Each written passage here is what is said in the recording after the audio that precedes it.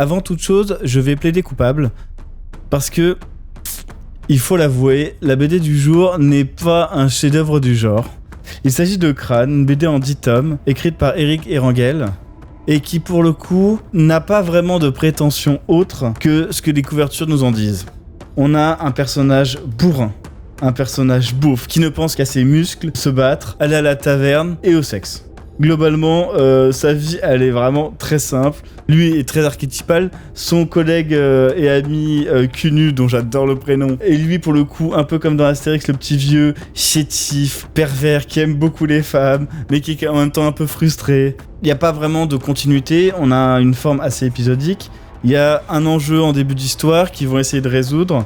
L'humour vient plus par rapport au 4e mur, c'est-à-dire ce qu'ils vont faire, mais eux-mêmes ne se rendent pas compte que ce qu'ils font est complètement débile.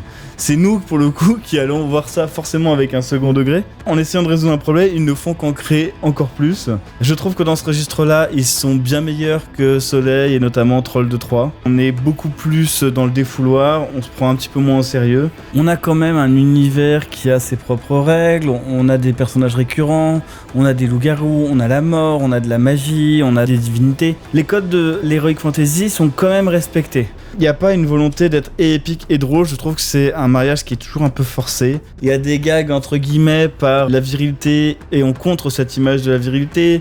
Il y a la violence, on coupe une tête et on joue au bowling avec la tête. Si vraiment vous avez envie de décompresser, de lire une BD entre guillemets, sans forcément y investir trop d'émotions, trop de psychologie, notamment entre deux qui vous ont un peu chamboulé, vraiment, Crâne fait partie des BD qui sont faites pour ce genre de contexte-là.